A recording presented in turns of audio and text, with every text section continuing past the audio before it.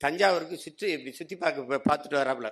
தஞ்சாவூர் பயணம் போயிட்டு வரும்போது ஒரு பழங்கால கோயில், அந்த கோயில் நல்லா கட்டியிருக்கு. பழங்கால கோயில் எத்தனை ஆண்டுகளுக்கு முன்னாடி கட்டினதுன்னு தெரியல, யாருக்கும் யார் கட்டியிருப்பான்னு தெரியல. அப்போ நிற்கிற அதிகாரிகள்ட்டெல்லாம் கேட்குறாரு, இது யார் கட்டியிருப்பா, கட்டினது ஏதாவது அடையாளம் இருக்கா, கல்வெட்டில் ஏதாவது பேர் இருக்கானா? அதிகாரிகளுக்கு தெரியல, உள்ளூர்காரனுக்கு தெரியல, ரொம்ப நாள் வாழ்ந்தவனுக்கும் தெரியல, எவனுக்கும் தெரியல.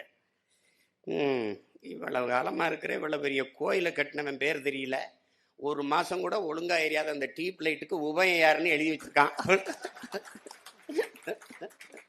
ஒரு மாதம் கூட ஒழுங்காக எரியாது, அது இந்த டியூப் லைட்டை போட்டவன் பேர் எழுதி வச்சிருப்பான். புரியுதா அவங்களுக்கு?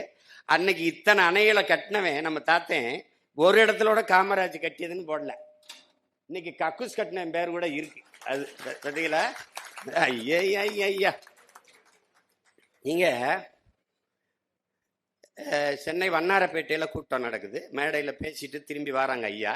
வரும்போது நடுவன் தொடர் வண்டி நிலையம், அது சென்ட்ரல் ரயில்வே ஸ்டேஷன் பக்கத்தில் வண்டி போகுது. ஏன் இந்த பக்கம் தான் திருப்புற, வண்டியை எங்கே கொண்டு போற அப்படின்னா, அது வேகமாக ஓடி போய் விக்டோரியா நினைவரங்கத்திட்ட மெமரி ஹால்கிட்ட போய் போகுது, திரும்பி போகுது நிற்கும்போது, ஏன் இந்த பக்கமாக சுற்றி வர, நீ போக்குவரத்து விதியை தானே பின்பற்றிருக்கணும். ஐயா இரவு 10 மணி ஆயிடுச்சுன்னா ஐயா கூட்டம் இருக்காதியா, நம்ம வாட்டுக்கு வேகமாக விறுவிறுன்னு போயிடலாம் இல்லையா. ஆள் இருந்தாலும் இல்லைனாலும் எது போக்குவரத்து விதியோ அதை தான் நீங்கள் கடைப்பிடிக்கணும். முதலமைச்சராக இருக்க நம்மளே கடைப்பிடிக்கலன்னா அப்போ நாடு மக்கள் எப்படி சரியாக கடைப்பிடிப்பான்? இன்னைக்கெல்லாம் முதலமைச்சர் பிள்ளைக்கு நாடு ரோட்டில் ஓட்டப்பந்தயம் வைக்குது, இங்கிட்டு ஓடுது அங்கிட்டு ஓடுது, சைக்கிள் ஓட்டுறாங்க. நான்லாம் படுற பாடு, என் வீட்டு பக்கத்தில் தான் இவங்க எல்லாரும் வீடு இருக்கு. இந்த கிளம்பி வர்றதுக்கு முன்னாடி சாலையில் கயிறை கட்டி போலீஸ் 2000 பேர் நின்றுக்கிட்டு, இங்கிட்டு போகாத அங்கிட்டு போகாத. என்னைய பார்த்தோம் நான், ப்ளீஸ்ண்ணே என்ன செய்வான்னு தெரியலையே அப்படின்ட்டு, போய் தொலைங்கடா, என்னத்தையே ஓட்டி தொலைங்கடா.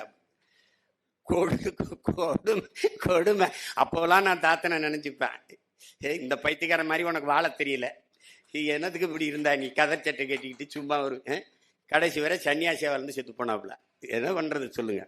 அப்புறம் எப்படி சிந்திக்கிறாரு பாருங்க. ஒரு பட விழாவுக்கு கூட்டி போயிடுறாங்க, தொடக்க விழாவுக்கு. அவருக்கு போனதில்லை. அவரு ஐயா நடிகர் தலைவர் சிவாஜி மேல இருந்த அன்பெல்லாம் போயிட்டாருன்னு நினைக்கிறேன். அங்க போயிட்டு,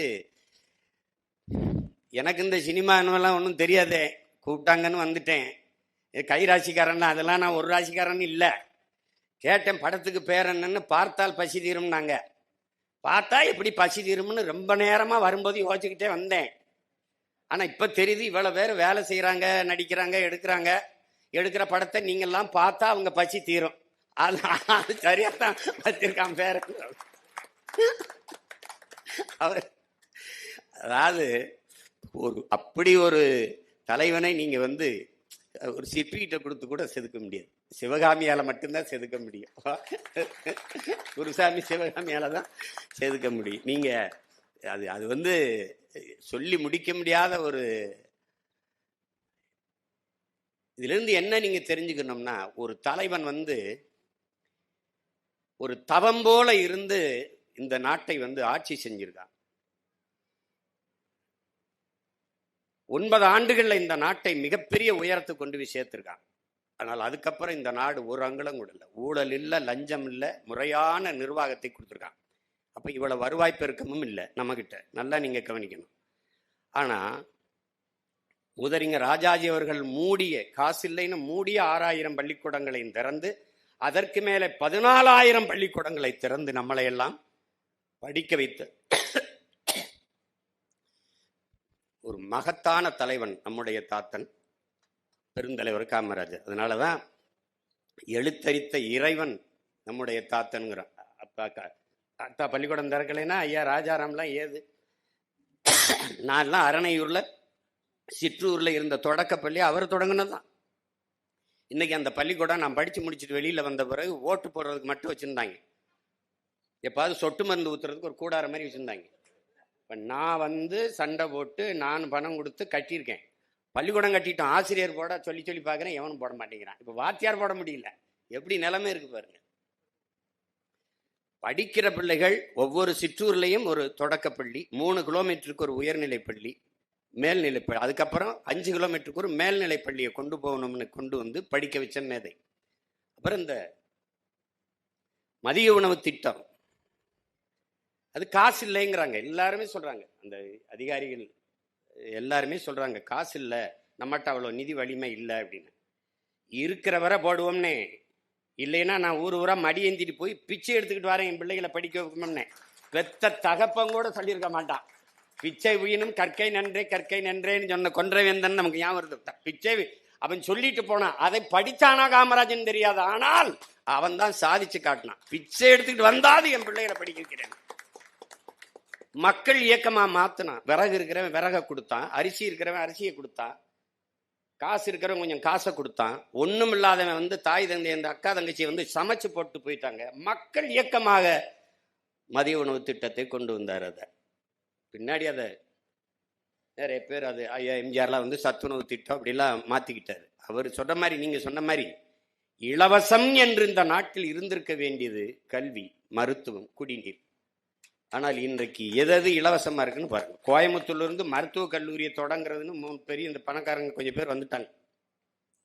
வீட்டு வாசல் இருந்து என்னென்ன ஐயா அந்த மாதிரி மெடிக்கல் காலேஜ், அதுக்கு என்ன பண்ணணும், நாங்கள் எல்லாரும் சேர்ந்து ஒரு 20 லட்சம் போடுறோம், நீங்கள் ஒரு 50 லட்சம் போட்டிங்கன்னா 80 லட்சம் போட்டிங்கன்னா ஓஹோ எல்லாம் வியாபாரம் பார்க்கலாம்னு நினைக்கிறீங்களோ? இதுக்கு எதுக்கு இவ்வளோ தூரம் வந்தீங்கன்னே ஒரு கடித எழுதியை போட்டிருந்தீங்கன்னா நான் முடியாதுன்னு ஒரு பதில் கடிதத்தை போட்டு வேலையை பார்த்துருப்பேன்ல.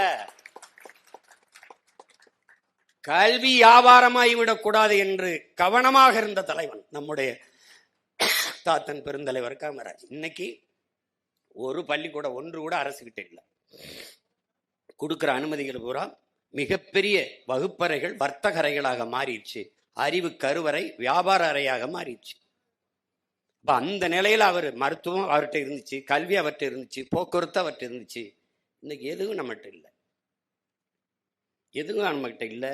நீங்கள் வந்து என் அன்பு பிள்ளைகள் அரசியல் கற்கணும். உங்களுக்கு ஒன்று சொல்லுவேன், இந்த எந்த பேராசிரியர் எந்த ஆசிரியர் சொன்னாலும் கேட்காதீங்க. நான் உங்கள் உடன் பிறந்தவன், உங்க மேல இருக்கிற பேரன்பின் காரணமா இதை சொல்றேன், பெரும் அக்கறையின் காரணமா சொல்றேன்.